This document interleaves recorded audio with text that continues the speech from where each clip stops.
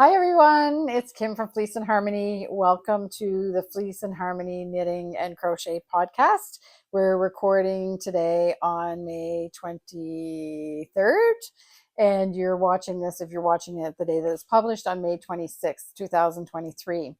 And as always, we will start with a farm update. I'll run down what we're going to do today. There's a farm update, as always, as I said, and I'm going to do a Fibre Festival update. So the Prince Edward Island Fibre Festival is happening in Prince Edward Island on October 5th to the 7th. So I'm going to talk to you about a little bit about that. We have a small shop update, and we are going to talk to Simone and look at her projects, and to Betsy, as usual, all of the regular sections that we have. Just a little bit of housekeeping. If you like the video, I would ask you, if you don't mind, clicking the thumbs up. That helps us with the YouTube algorithms. Also, we have quite a few new people watching. So if you would like to subscribe, that would be great. That also helps us. And I would like to say welcome to all of the friends that have been following for quite a long time, and to any of the new friends that have joined us. We're recording this podcast in the yarn shop, which is in our woolen mill, which is on our sheep farm in Belfast, Prince Edward Island. And I'm just so happy that you all have been able to join me. So we'll start right away with the farm update. So quite a lot's happened in the last 2 weeks on the farm. The grass has really started to grow in the fields. And so now we've had to start moving sheep around. So we move the sheep. We do rotational grazing here. So the minute there's enough grass in the fields to really move them around, we have about 25 acres, I would say, that they can graze. So we try to move them all through the summer so that they eat a section, then we move them to the next section so that then the sections that they've grazed over have time to rest. So that's what we're doing. This week, the plans got a little bit changed because our lawnmower broke. So we had to ride on. We have no real machinery on the farm, so we're managing to farm without having a tractor and any big equipment. So we don't make our own hay. We have somebody that does that. So we don't need hay making machinery, but I think we're pretty much the only farm that I know that doesn't have any real farm equipment. We use our four-wheeler or ATV, whatever you want to call it, to do most of the work. And we had a ride-on lawnmower, which went kaput this week. So just as the grass is all springing up, we're not supposed to mow because it's no mow May, but in some parts we did have to try to clean up a little bit around the yard just to make it look a little bit neat. So for the most part, we leave the fields go in May. But Ken went to do a little bit of a cleanup, and the whole mowing deck of the mower literally just dropped off the bottom of the mower. So we don't have a mower. So we decided we've got 35 mowers that need to be fed. So we started moving the sheep through the fields a little bit earlier than we normally would, and they're doing a great job and very happy because they're moving every second day or so. So we don't want to overgraze any part. And now they're on a part which is lawn in the back of our house, and that for them is the best. It's not, the grass isn't too high, and they clip it quite close. So they're really happy about that. We've had some really, really bright, beautiful sunny days, although on May 23rd, it was -1 this morning. So it was a little bit nippy, but the sun came out and heated everything up pretty quickly. And after we had finished moving fences around, I came over to the mill, and I saw that my horse, the white horse that we show sometimes, his name is Miles. He was flat out on the ground in his field. So I went over there just to see what he was. I wasn't worried because he sleeps like that sometimes, but it was so funny. The minute you come into the field, They're pretty, have quite a lot of acuity for any sounds that are different or anything. So you don't really get up close to them when they're sleeping because they wake up. I guess that's the prey animal instinct. But I got pretty close to him and he was still flat out sleeping, and I could actually hear him snoring, and it was like really like time. So and Purdy, the other horse, was on guard, so Miles could sleep, and he was like in a dead sleep. He didn't wake up at all as I got really, really close to him. When I turned and left, I started walking a bit faster, so I must have made some kind of a noise, because then he woke up and was a little bit disoriented looking because he was really, really fast asleep.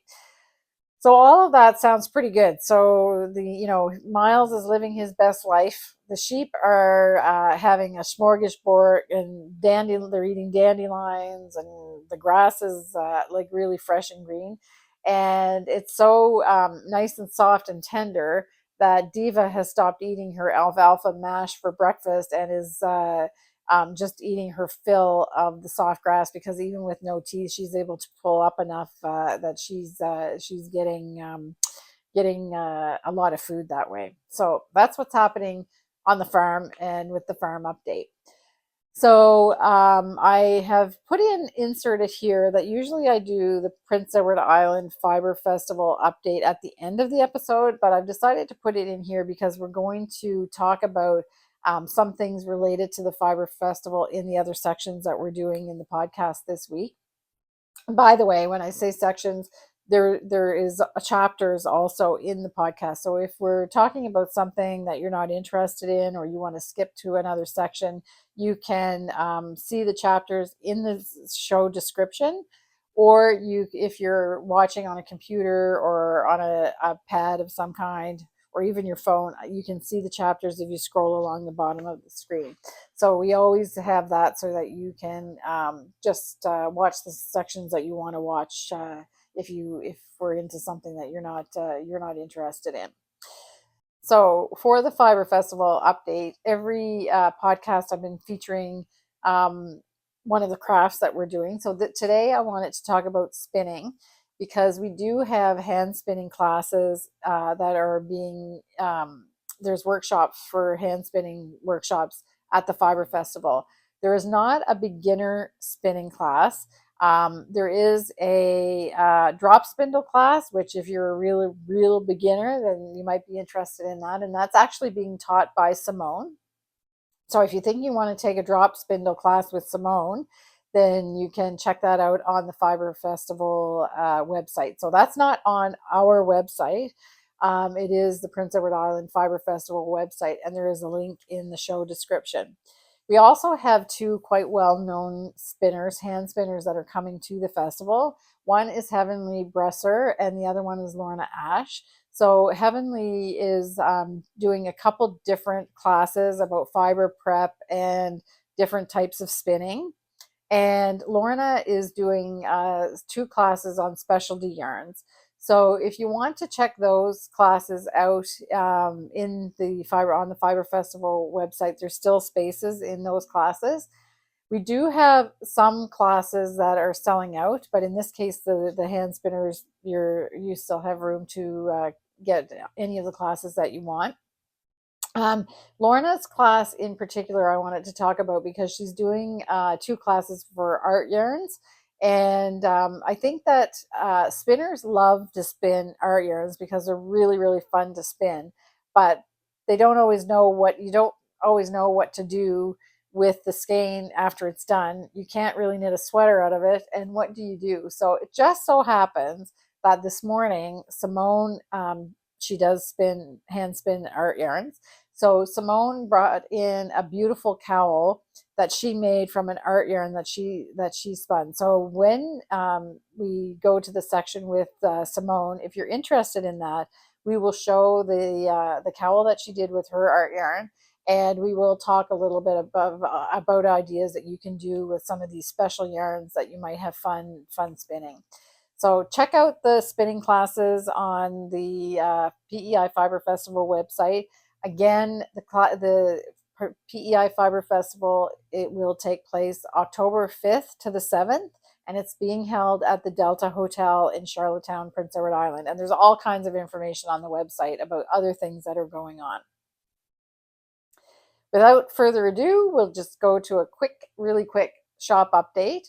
I'm doing this before you're seeing our conversations with Simone and Betsy, but some of the things that we show in those conversations are available in the shop. So I wanted to take a few minutes to talk about it. So Simone is showing her pressed flowers shawl because she's made good progress on that. And she's using felted tweed color and felted tweed in this shawl that she's knitting. So the felted tweed color is Rowan felted tweed, but in these beautiful skeins that have a gradation in the colors. I had been out of stock in some of these, but we've just received a new shipment of the colors, so I just wanted to show them. There's 3 new colors that were launched for this spring and summer, but there is another 6 shades as well. So I'm just going to show the new ones here, but they all have these beautiful color combinations. The one Simone is using in her pressed flowers shawl is this one, which is Jade. That's the name of and I think it's number 31. Yes, it is. So this is back in stock, so you're able to do this. And this is just a little swatch that we did in the round, which knits a whole ball. So you can see what the full ball will look like. This is what Simone's using in her pressed flower shawl. It's called Jade. The other new one is Agate, which is purple and fuchsia. Again, we just knit up this swatch to show. This one is a little bit of a softer, not quite as vibrant because the colors are not as contrasting, but still really, really beautiful. Also, I think would make fantastic flowers in a pressed flower shawl or sweater or cardigan. And then the final one is kind of a dark and stormy one, and this is called Topaz. And we were out of stock in this one as well. So it goes from gray to purple to blue. It's just beautiful, but a darker, kind of moodier color. And like I said, there's 6 other colors as well. So if you want to check out that felted tweed color, those yarns are really popular. And if you want to buy just one ball and make a little cowl, a close fitting cowl, this is what it would look like. And you just do a little edge, either seed stitch. You could do a little rib. This one in particular is just straight stockinette, cast on 120 stitches on a 3.5 or 3.75 needle. Knit in stockinette until you have enough to bind off, and then bind off, and you can have yourself a beautiful, quick little cowl project. And Betsy's been knitting hats, and she's knit this beautiful slouchy hat, which she's going to talk all about it in the section that when we sit together, Betsy and I. And she has a beautiful, beautiful pom-pom on her hat. So we have these snap-on pom-poms that are in the shop. So we have like a black and gray charcoal color, and they're just really nice and full. And the fur is it's not real fur, obviously, but it is a really good quality fur, and so it looks really real. There's this white, it's mostly white, but has a few little black tips on it as well, so that we have that color. We also have a silver gray that looks like this. So gray with a little bit of black tips, which is beautiful as well. And we have a light brown. I can't remember what it's called. Hedgehog, I think, maybe, but you'll see the brown one on the website. So this is the brown with a little darker brown tips. So we have these all in inventory right now. I will show again my Floral Bouquet striped shawl, which is using the tea rose assigned pooling color. So will become regular products, or regular skeins in our shop. So you'll have 2 colors. There's the blue, the Nigella, and you have the tea rose as well. And the other thing that we've restocked, because we keep running out of it, is the Wilderness Knit book by Linka Newman. And we can't keep this in stock. We just keep ordering it, and it keeps selling like crazy. So I've done slideshows. I will try to link to the episodes where I've done the slideshow. I'll put that in the shop update in the show notes as well. But if you're interested in this book and you're having trouble finding it, we do have that in stock. So I think that's about it for the shop update. So I hope that you find something interesting there that you would like to get.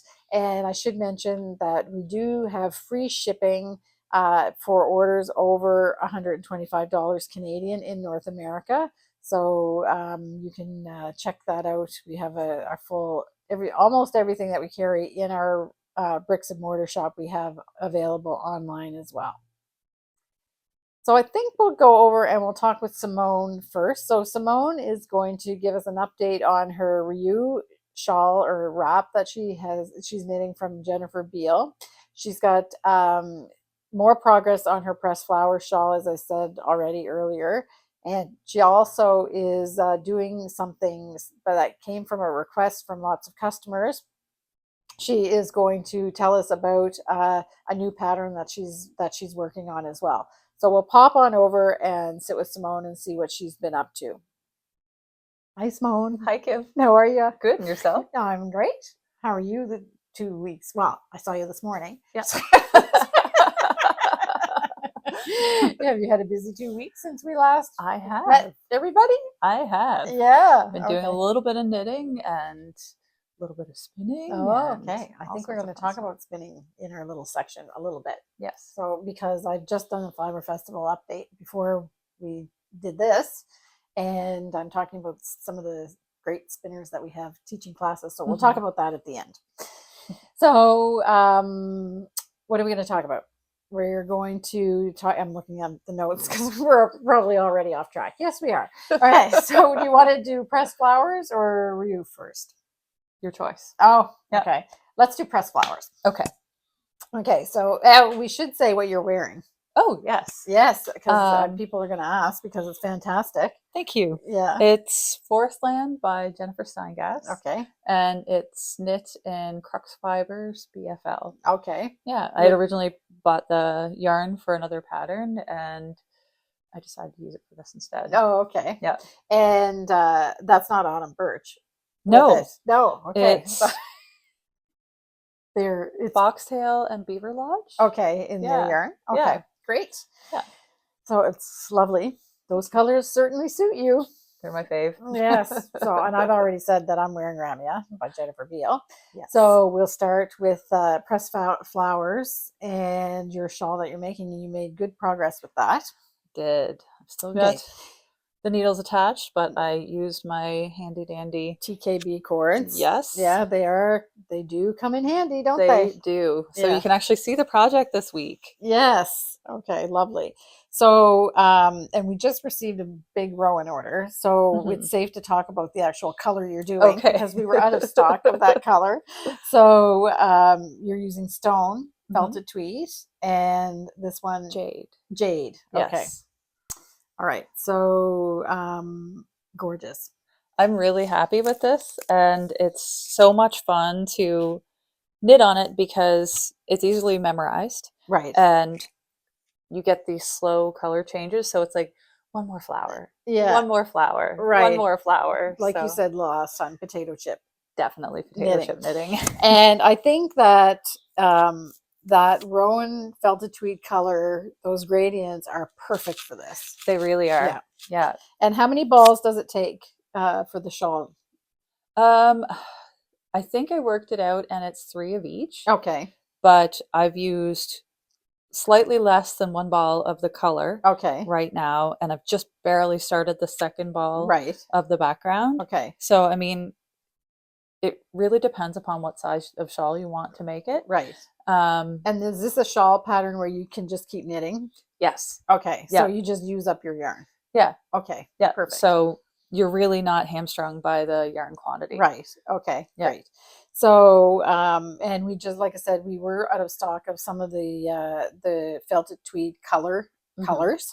But now we have everything back in stock. So if you want to make this some felted tweed, the regular felted tweed, there's 53 colors, so you can choose from. And it's really, really one of the nicest things I've seen with that kind of the gradient. And you can really see it now because you've got the green and then the turquoise and then the more like a periwinkle blue too. So it's so much fun to knit, and this one is a gift. So I think that maybe I might have to make one for me afterwards. Oh, okay. In a different color. Yes. Warm tones, I think you said, right? Yeah. Autumnal. Okay. Okay. So so this is moving right along. It's got a good size to it now. I've had the conversation at least twice today with customers about skimpy shawls. So this is not one. So that's a good news. And I'm going to talk about more about my floral bouquet striped shawl with Betsy because it ties in with something that she's done, but there's no skimpy shawl there either. No. So it's good. Okay. So now we'll talk about the Jennifer Beale Rioux. And you've made some progress on that. I have. And when Simone and I were chatting before we started the segment, I said, I'm going to play dumb and ask some questions, but actually I'm not really playing dumb because I'm still not quite sure that I get it. So Simone's going to explain what's happening. All right. It's gorgeous, but it's a little bit confusing, like all Jennifer Beale patterns when they first start. So you have the center. I've showed a picture of the real thing, but I have to say, or of the Jennifer Beale's pictures from the pattern, but I have to say you don't really get the right perspective about what's happening. But so let's explain, because the center panel, this medallion, I guess you would call it, is the full back of the shawl. Yes. So did you do some blocking on this? I just did a quick little steam press, okay. But it's been in and out of my basket, so that kind of crunches things up a little bit. Right. It will have a proper wet block whenever I'm finished. So this will be a little bit bigger than what we see here. Yeah. So the last episode we talked about these panels, and they're actually double. It's not double knit, but there's two. It's like a sandwich. You've got two straight things happening, but they're all on one needle. Yeah. So think of it kind of like the toe of a sock. Okay. So you knit along the front, and then you knit along the back. So everything is in the round. Right. And you don't have to worry about, purling and color work, which is something that, a lot of people don't really love. Right. But the stitches are all on the needle. So there's not two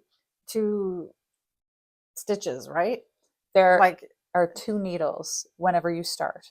So when you're knitting this is done now. Yep. Okay, that's why it's together. Because now I was like, okay, last time I thought I got it, but now it's together. Yeah. Okay. So you knit it in the round, and then you have a joining row so that you get ready for the lace edging. This purple is the joining row. It is. Okay. So in here, it's a pillow. It is. It's like a little pillow. And if people really, this will be a horror show for some people, because I'm going to show those are all the ends. Yep. Ooh, lots of ends. But as I mentioned in the last episode, Jennifer Beale gives a quick little video tutorial on how to deal with these ends. Yes. And it's really important that you watch it, because I think you would probably want to tear your hair out trying to weave these in as you go. Right.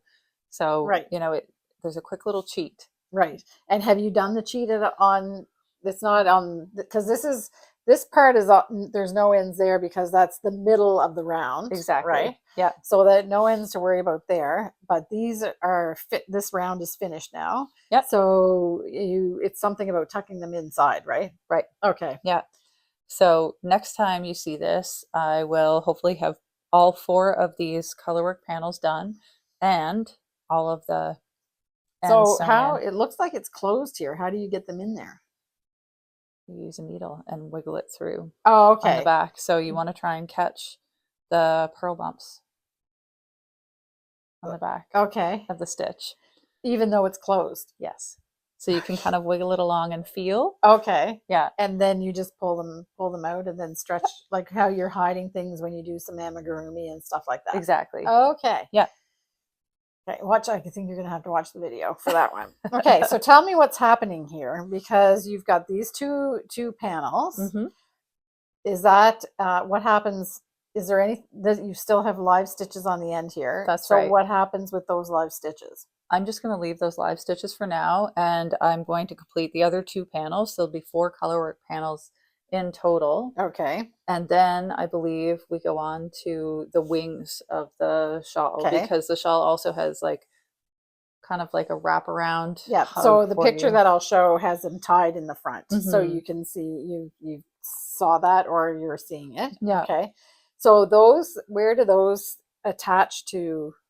It doesn't really matter yet. Okay. Because all of these are the same. Okay. So you see it's a little 8-pointed star in the center. Right. Or a snowflake. Yeah. And then it's basically divided into 4 segments with colorwork. So when you're done with this, it'll be symmetrical. Yes. And you'll have 4 of these. It'll be somewhat symmetrical. Yeah. So if I was going to explain it now, I guess I would have a wing here, so that it wraps around. Right. Okay. And then 2 colorwork portions. Okay. Along the bottom there. Okay. All right. So we don't want to confuse you, because you have to follow the pattern. Mm-hmm. And Simone is still saying, adventurous beginner. Yep.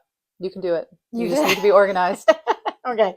And can you just show that basket again? Because I love the look of it. I'll hold this. That's Okay. her little, isn't that lovely? Looks so good. It's like Instagram ready, like I said the last time. It's beautiful. Yeah. Okay. And this is how I do most of my projects. I like it, especially with a lot of color right going, because it just keeps everything contained. Yes, all Yeah. together. Great. Beautiful. Okay. So is there anything else to say about this?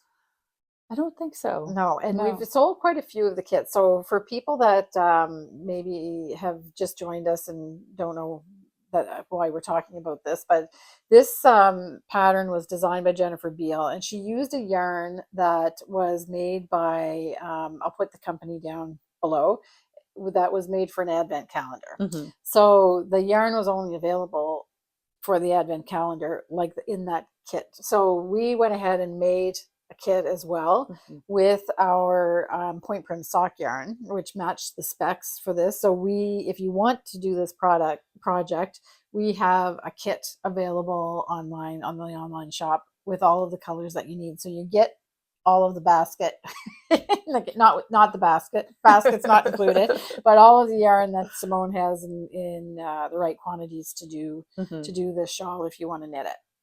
And you still have time.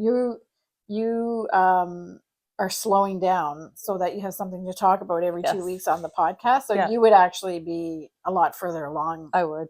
Simone's a super fast knitter. So, and it's a very binge knit worthy project too. Is it? It's another one where, just one more row, especially whenever you get into the color work, right? Because these colors together, I don't know if you can see, maybe put a little closer. So these 4 colors here, I just find so incredibly satisfying. They're Pumpkin Patch, Atlantic Sky, Night Without Stars, and Rhubarb. And they just pop so well. Right. Yeah. So every time I knit it, it makes me really happy. So when you're far away, you can't really see that that's rhubarb, because rhubarb is really a red. Yep. And but now that it's up close, you see how. So it's how your eye combines those colors together to make, which is the magic of doing Fair Isle and color. Because I never would have thought to put those colors all together, but now that I see them knit up, they just make me really happy. Yeah. Yeah. Yeah. Lovely. Okay. Nice. All right. So that's Rioux. We're calling it Rioux. No one's corrected us so far. So that's it. And I think that's all you have today. Pretty well. So do you have, oh yes, there's one more thing that you're working on though. Yes, that's right. So by popular demand, Simone launched the pattern in the last podcast for the Sweet as Honey hat. Yes. And I guess there's going to be there's a veritable beehive of bees going to appear. And she got lots of requests about doing other things with that motif. So Simone has done that and is working on the cowl. So the Sweet as Honey cowl. Right. and it should be available for the next podcast. Okay, Yeah. great.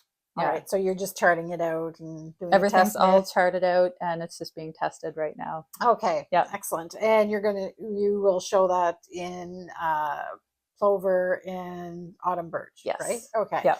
So the color that Simone designed the Sweetest Honey in first was Autumn Birch and Plover. Mm-hmm. Then for or Plover, which is Plover, tomato,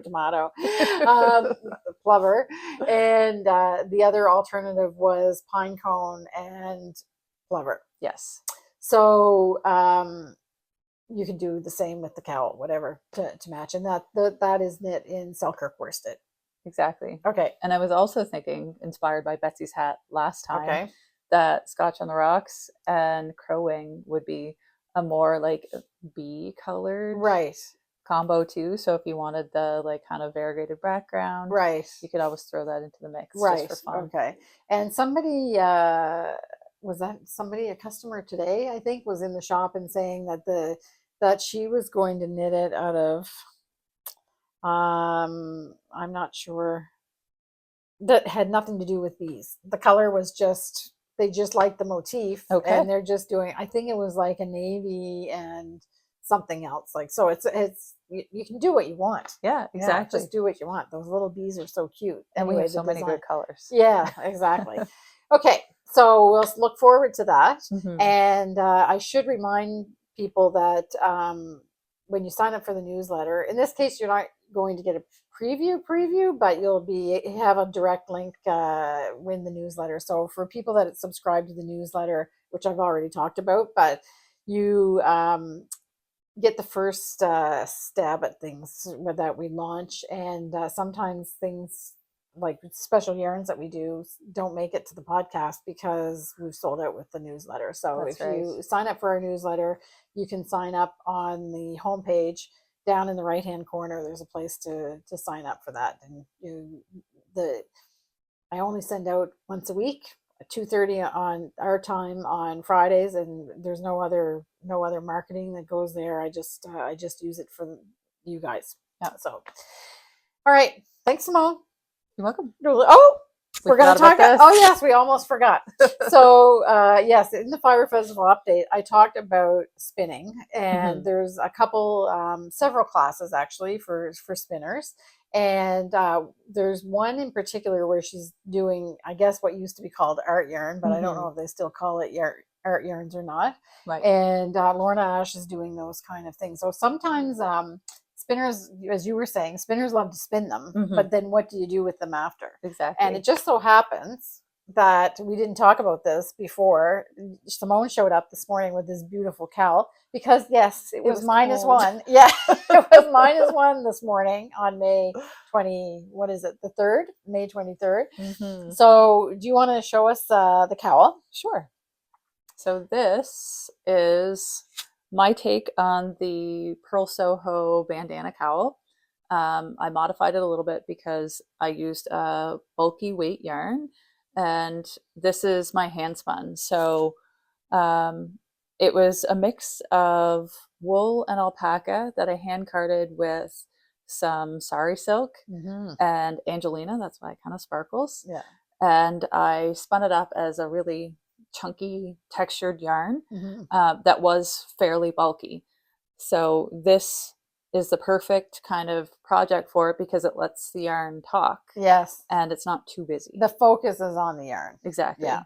So, and it feels nubbly, and you can feel that the yarn must have had like lots of nubs in it and everything.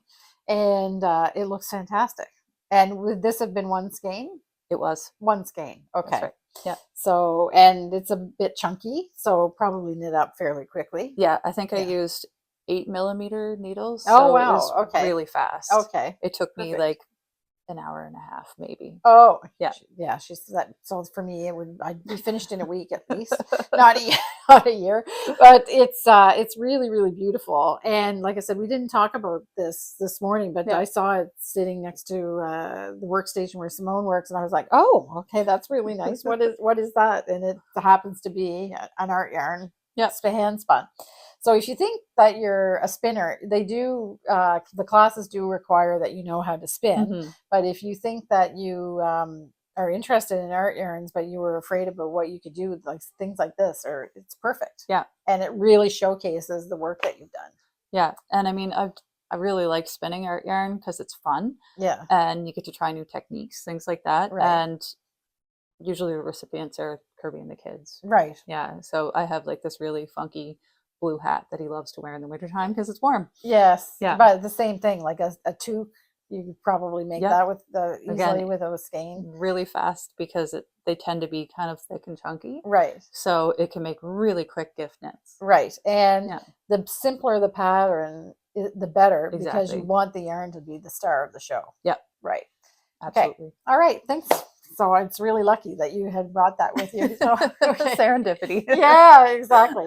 Okay. So we'll see you here in 2 weeks, but Thursday. Yes. Okay. Bye. All right. Bye, Simone.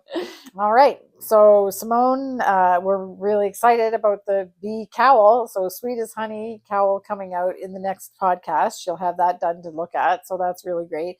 And those the pressed flower shawl is looking fantastic. And I'm pretty sure I understand how the Rioux shawl is going to work out now, but it's still a little bit of a mystery. But if you want to knit it, as I said, we do have the kits available in the shop, and you don't have to worry.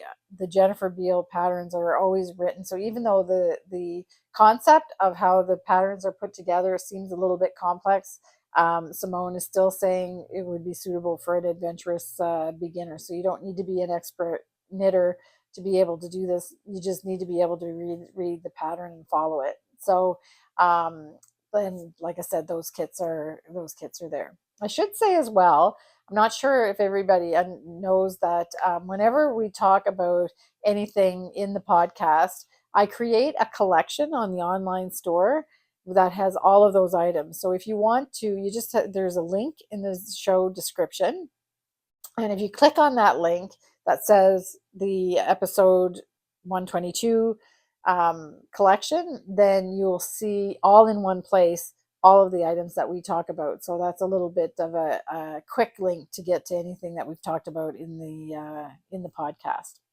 So I think we'll go over to Betsy. So Betsy has a finished object, and well, actually she has two finished objects. She's not bringing any work in progress.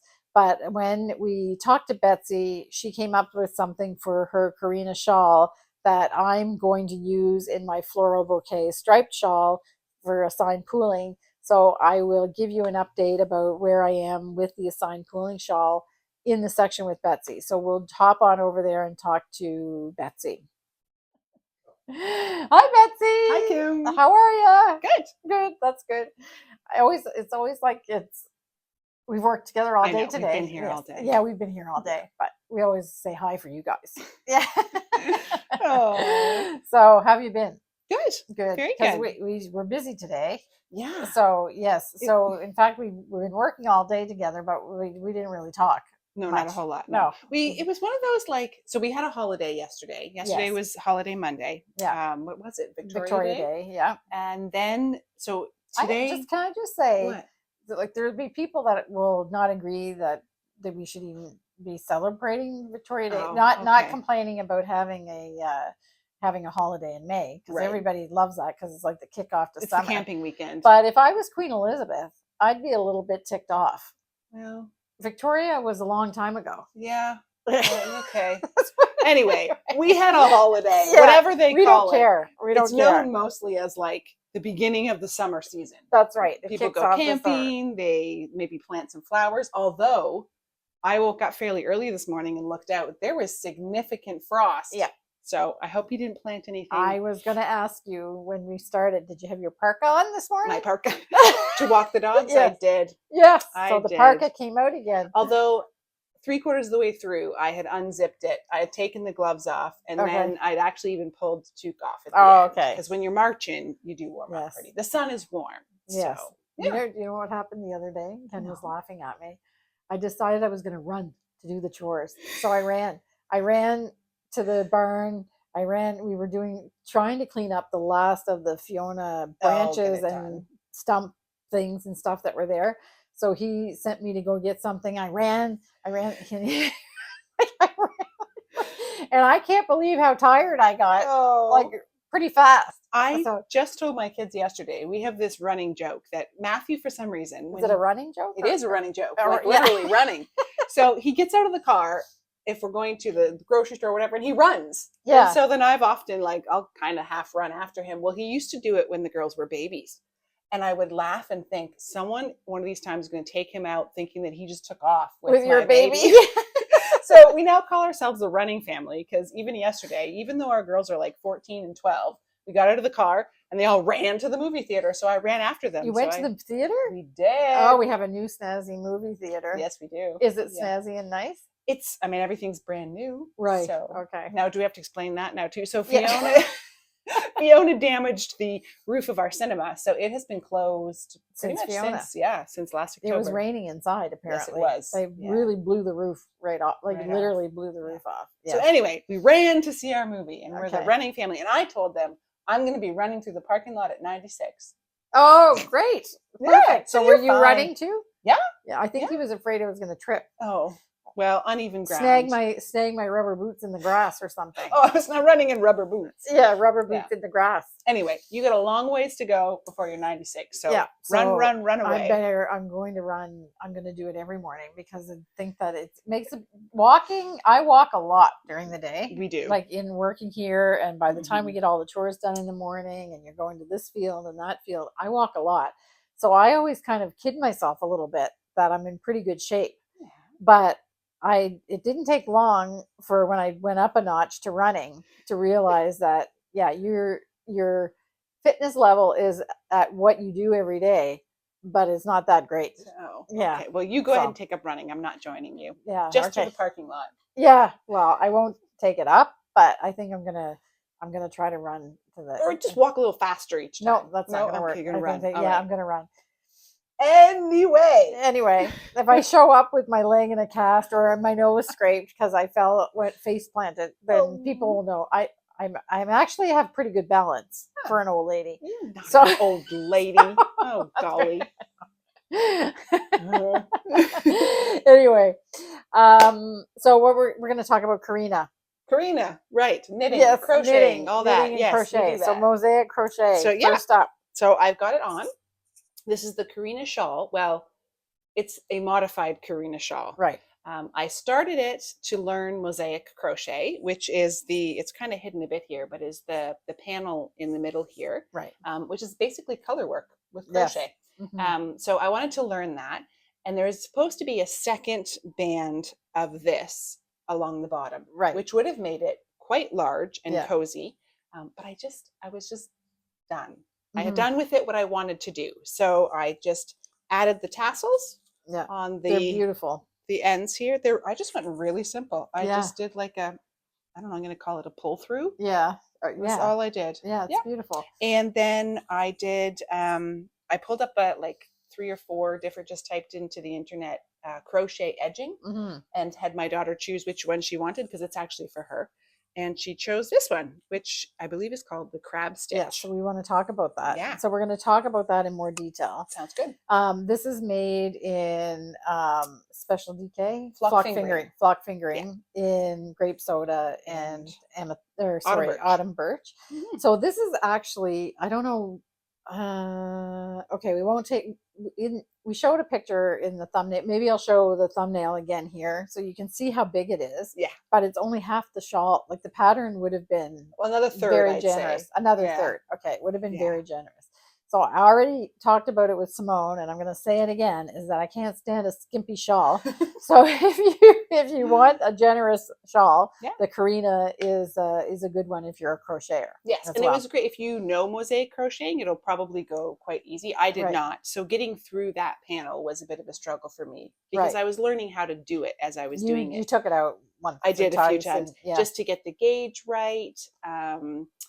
to get it so it wasn't too open. I was getting too much light through it. It's still even hard to see. I chose a low contrast, so it's still even a bit hard to see that detail at times. But up close, you can see it. You can see it, yeah. Yeah, it's beautiful. And last time I even showed a picture, and it still, because I was sitting next to Betsy in the last episode, obviously, and we were talking about it, and we were saying, oh, well, it actually looks really good here. And then when I went to edit the video, and I said, you can't see it. Yeah. And even when you take a picture, it just, I don't know. I was thinking maybe like, so you've got it here in your shoulder. I was thinking maybe if I'd have gone with the amethyst brooch, a darker purple, right, it might have stood out a little better. Yeah, because the value of the color would have been darker. I think is it value? I think so. Or depth of shade, something like that. Right. Anyway, the point wasn't to choose the perfect color contrast here. The point was to learn mosaic crochet, which you did.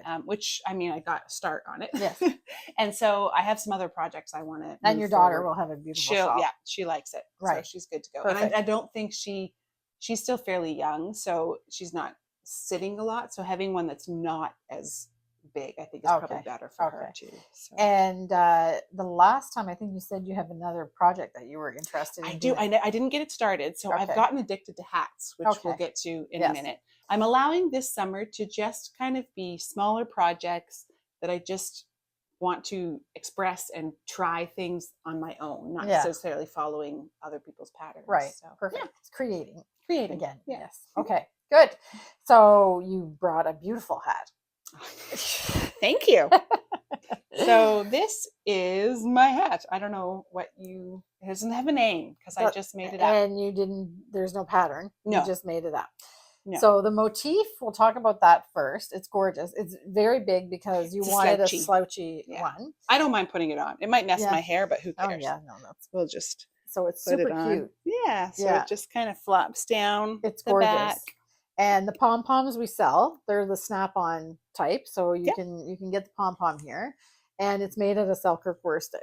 Yeah, so it's cozy. Yes. And I doubled the brim. Right. So I started with the pearl. The color pearl. Yeah, the color pearl. It's called a 2x1. Yeah, it's 2x1 rib. And I just went as long as I wanted. And then I folded it over and I knit it together. I'm saying in pattern, if that makes sense. So even when I was attaching the two together, I still continued with the 2 knit 1 purl, 2 knit 1 purl. And the purl stitch, I did not attach. So I left it, I know this is going to sound tricky. I left it, so I was attaching to the cast on edge is what I was doing. So I left the purl not double. The knit stitch, I went through both the cast on and the stitch that was on the needle. Okay. Does that make sense? Yeah. Okay. But the purl, I just went through the stitch on the needle. I didn't grab the cast on. Oh, okay. So you left a little gap on the pearls, basically. It kind of looks like there's a little zigzag there. Yeah. But it's still actually, the stitch is still completed to make sure it wouldn't run. But it didn't go through to the other side. Yeah. Yes, I can feel it. Yeah. Okay. There'd on just the be pearl. a tiny lip there. Yeah. Okay. That was just to keep it, allowing it Which to is still what, have if you were doing like whip stitch or something like that, you wouldn't necessarily go in every stitch. So which you could totally do whip stitch if you want to just knit the thing and then sew it. Yeah, but if you know how everybody hates to sew except for me, then if you can knit it, why not? Okay. So the motif comes out of the Selbu pattern book. Yes. And your daughter just chose 2 random motifs. Yeah. So people are screaming at the thing right now saying it should have been something that was at least divisible by the same number for the repeats. Yeah. But she didn't do that. It's not the ones that she wanted. Fair enough. But Betsy came up with a solution. So what I did, I just kind of fudged the motif. So I made sure this one had numbers that made sense. Right. By simply adding a column of stitches down here. So each time the motif began or ended and began. So on the end, I added a stitch, and on the beginning, I added a stitch. Right. So that added Gave you the right number. A number of stitches. Yeah. And then for the bottom motif here, I actually just kind of changed the chart. So originally there would be a longer section between the two. We'll call them waves. So this here would have just been stretched out a bit more. There'd have been more space between the waves, but I just cut that down. Yeah. And I have an iPad and I use a program called Procreate. Right. So I can actually like take a picture of the chart, change the chart right there. I can color it in. I can do some really neat things. So I can make it solid to see what it'll look like in the yarn. Oh, okay. Because sometimes just looking at squares, I find doesn't necessarily show you what it's actually like when it's smoothed out, what it's going to look like. It's pixelated. Yeah. So you, when we were talking about this morning, you brought up a really good point because you tried the motif in two different ways. So one with this is Twilight, right? Yes. Twilight and Pearl in Selkirk worsted. So you tried one where the snowflake, if you want, was in pearl on a Twilight background. Yes. And then you did the other one as well. Yeah. So people are going to lose their minds, but it's probably worth doing a swatch in both ways. Well, see, the truth is I'm doing all these hats because they are swatches for something I've got going on up here. Oh, okay. Scoop, even for me. So just, I really want to do my own sweater for me. So not like just to make it perfect fit for me. Right. With the motif I want. So I'm just trying different motifs to see which ones work. I'm going to choose out of the Sylwia Patterns book. And they have ways that they tell you how to put it together, but I'm just going to give it a go and just play. So all these different hats I'm making, even though they're for family members, it's showing me like your swatch different. So did you start out with this the other way, or is this the way? I started out the other way, actually. So that the motif was in the pearl. Yes. And the background was the Twilight. Okay. And as I looked at it, I went, oh, that's not what I meant to do. And then my daughter came along, who's artistic enough that she was like, that's not what we said, Mom. Yeah. And I was like, you're right. I know. Not what we agreed on. Yeah. So, I mean, I am making these sort of for my own enjoyment of learning process, but I do have opinions being fed into it. That's okay. That's fine. They let me like figure out what works. If I tell them that's not going to work, and the thing is that the Sylwia pattern books are all in black and white. Yes. So that was a bit of a challenge, right? Because you ended up using the light one where, is that how it went? Yes, it did. Okay. So the light yarn corresponded with the dark square. Right. Which my brain had an insanely intense time trying to remember that. So often I was ripping back, not like whole rows or anything, but I'd be going along and I'd look down, all of a sudden I'd be like, oh my goodness, I just reversed. So I'd have to go back 10 stitches or whatever and switch it up. So instead of thinking of it as dark and light, I actually tried to tell my brain when it looked at the black square, say pearl. Yeah, except the black square is the motif though, right? It's the opposite. No, I so when you did it at first, you would have had the pearl on the motif. So the pearl would be where the black square is on the pattern. And then now when you knit this, I think if I'm thinking correctly about the pattern. I'm wondering if I did the opposite for the two different motifs. I think so, maybe. I think I did. Yeah. Okay, she loves it. Anyway, she loves it. Yeah, she didn't notice that. Maybe no, and she was watching the whole way. But that is a real life thing. Like it's really hard to get your brain. We're so used to equating what we see with what we're doing that if you do decide to reverse the motif, then be prepared that you're going to have to pay attention a little bit. Your darker color and your lighter color switching. Exactly. So it's just gorgeous. I mean, it's not impossible, but it's just gorgeous. And I love these pom-poms. Yeah, they're so fun. So this can we just take it off? It's quite stiff. Like you don't have to worry about losing they are. Yeah, you have to really put your nail in it. So the pom-pom comes like this, and you have a snap that you sew on the hat, and you have those in stock. So just push it back on. Yeah, get it cleared of fur. Oh, okay. There. Okay, because it is a little bit. It's meant to be stiff. So the great part is, then you can remove these for washing, so you don't have to worry about them turning all. So funky. This is your second one.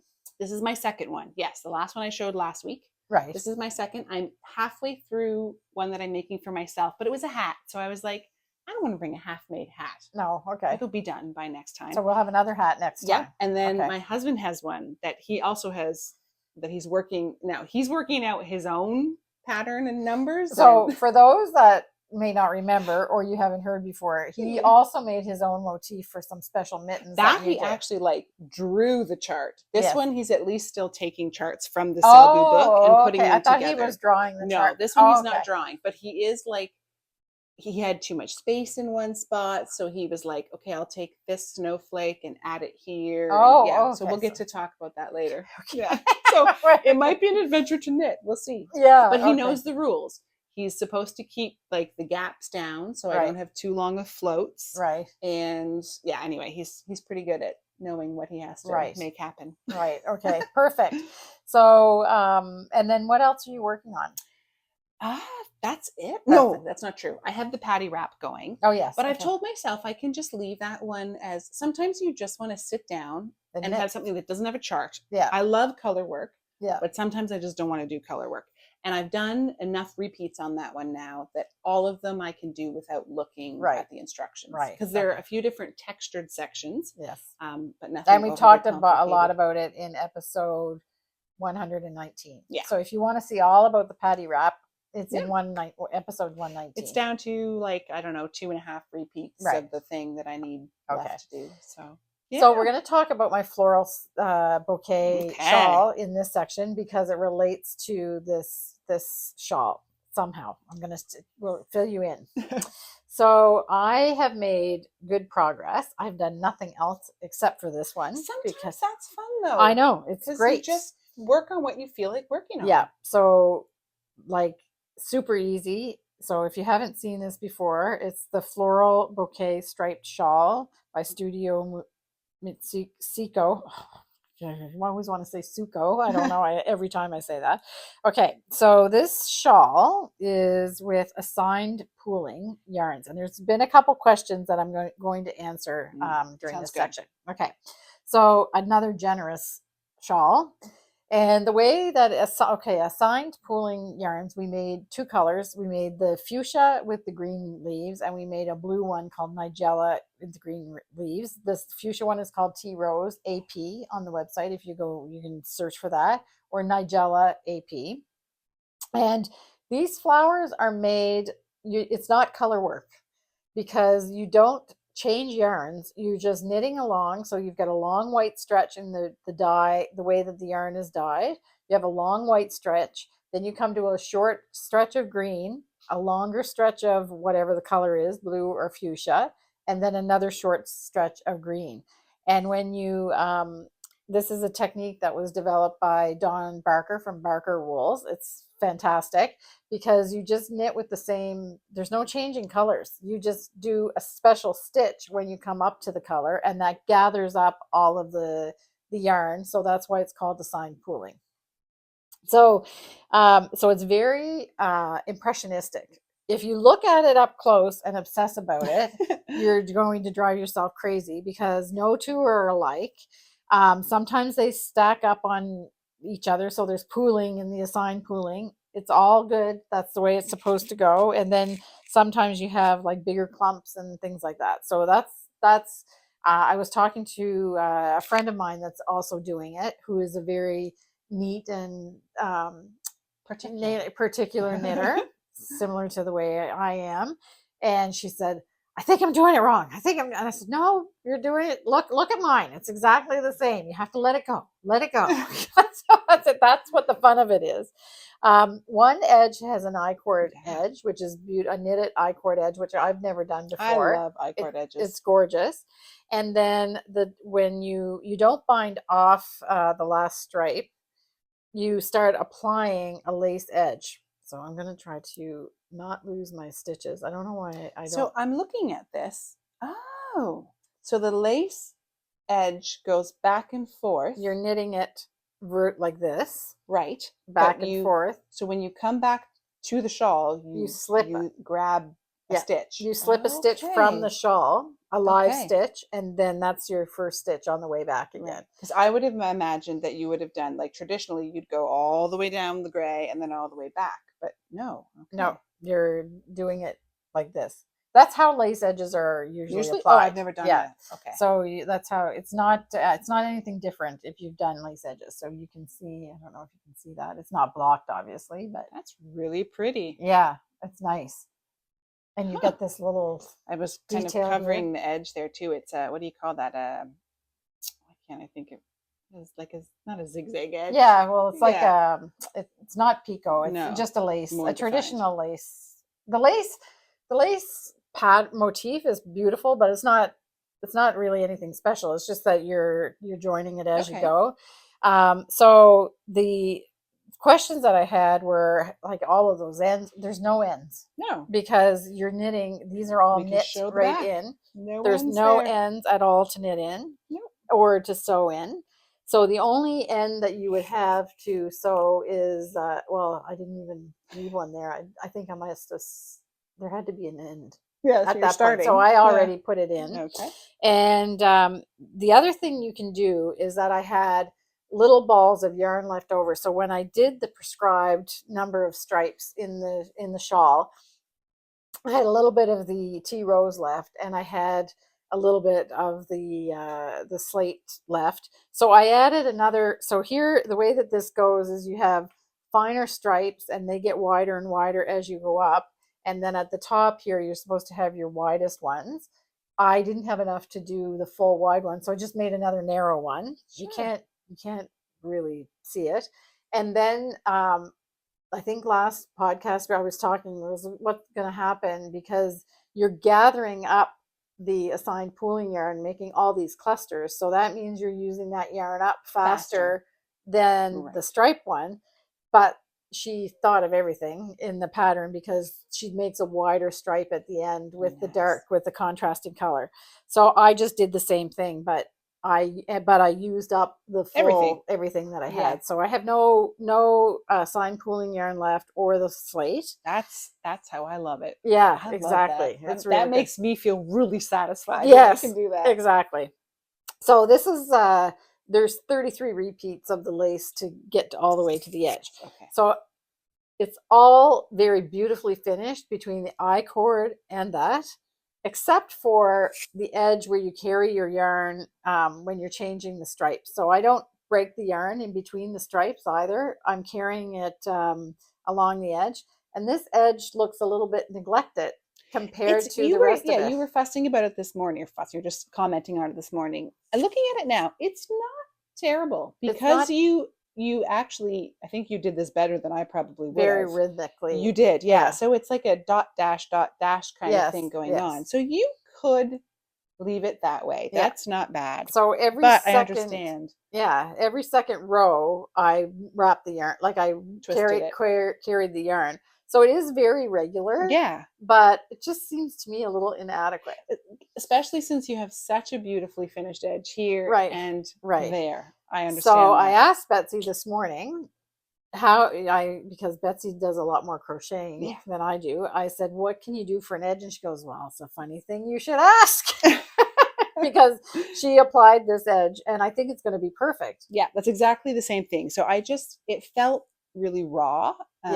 And because I skipped doing the whole other motif in the other color, I was like, well, I think I need a bit more of that color. So that's where I did the crab stitch with the crochet. And I think if I do that along this edge. And it's insanely fast. Yes. So I'm going to do that. Now, I am a bit lucky because we have another prototype of the tea rose assigned pooling yarn.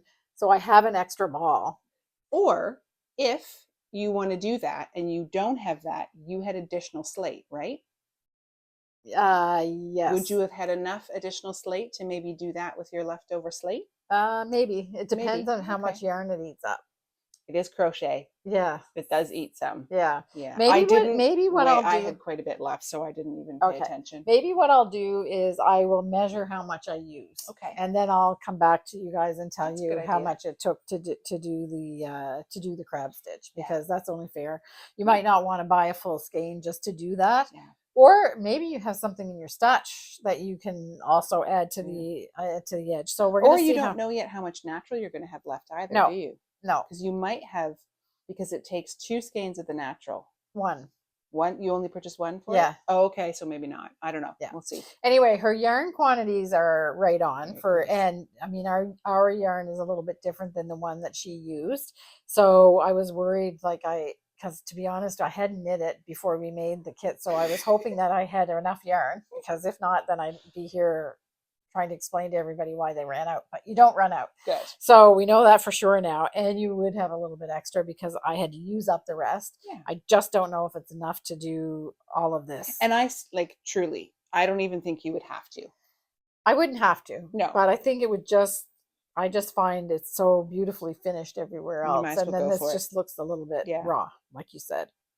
Okay, so we'll just hold that up one more time. Sorry, it's a little bit jammed up because the lace is attached right now, but so I It's think in the looking next podcast gorgeous. it'll be done. Yeah, it's going to be warm too. Oh yeah, 'Cause it's it's very worsted weight, yeah, so- it's Selkirk worsted, Yeah. and this is really squishy. But that's, you know what? For the winter, sometimes you just want a pop of spring looking color. I and, know. Yeah, because It's- it gets pretty long and dull. Yes, I can just imagine that in the winter I'm going to put this on, and I'm going to feel happy because I Nice. just love it. Yeah, it's Yeah. great. Okay, excellent. All right, so I think that's it. So I'm going to look up the crab stitch and learn how to do it, and I'm going to do that. If it works out, that's great. If it doesn't, then it'll be like You that just when zip you it see off. the Yeah. next time. And I just wanted to talk about my other knitting because I haven't done anything else except for this. So what other knitting? So yes, so there is no other knitting. Even though I said I was going to finish my paisley and I was going to start doing my wallflowers again, I have my paisley out all ready to go. The sequins are all laying there. Okay. It yells at me every time I sit down, and I say, "Sorry, Paisley, I'm doing the flower." Well, you don't have a whole lot left on that. No, so so it it'll will only be so over. long. And I was walking around the shop this morning saying, what else do I want to do? But I haven't. I'm not going to choose another. Not yet. Not yet. No. So. Sometimes you have to leave some space for that. I find like I have Yeah. this list of dream knits, but sometimes it's also nice to just kind of like see what's coming down the line and just kind of feel inspired. And I actually, I said 2 episodes ago or last episode that I'm really loving the monogamous thing again because I Right. always used to be a monogamous knitter, but now that I'm just doing this, there is something to be said for having to switch. You could switch to something I too, like but I to don't know. have- There's pros and cons of both with it. I like to have different types of projects. Right. So I wouldn't want to have 2 sweaters on the go at No. once or 2 shawls. I try Right. to keep it so that I've got like maybe a shawl and a pair of mitts and Yeah. a sweater. I'm Yeah. thinking I might knit a pair of socks actually. I haven't. I want to do that. I We'll have to do haven't. some summer socks. I think I was kind of or a parasol mittens. Either one. I'm thinking of that as kind of like it's smallish, Yeah. but it could be quite intricate and Yes. lovely. So anyway, we'll see. Ideas. We'll see what happens. And it sounds like you're working your way up to something. So that's I'm getting there, but I'm Yeah. working through these hats because I'm just enjoying playing with color work right now. which is great. Yeah. Too. Yeah. Yeah. So I think that's it. Is there Okay. anything else? No, that's all we got. That's it. See you next time. Sounds good. Bye. Bye-bye. So I think that hat is gorgeous, first of all. So she's got 2 hats done. And those motifs from the Salbu Patterns books are just fantastic. So we'll see, keep her updating us with the next 2 projects, which will be hats. And then we'll see what else she makes with what she's working her up to as far as a sweater or what she's going to do with the motifs that she's trying out. So I think that's about it for this podcast. So it's a little bit shorter than the last few have been, but I think we're coming to the end. And we will do the harmony part, and we have a harmony part this time. It is the sheep grazing in the yard. They're in a different section of the yard, and Ken was able to catch a very peaceful scene at the end of the day when the sun was just starting to go down. So I hope you enjoy that. As always, we'll have some beautiful, peaceful music behind the video. So with that, I will wish you a fantastic 2 weeks, and hope that you're finding lots of joy in the projects that you're doing, or anything that you're enjoying, nature and trees and all kinds of things. So I hope you have a great 2 weeks, and we'll see you back here in 2 weeks' time, and we'll go out with sheep living their best life, grazing in the grass. Bye.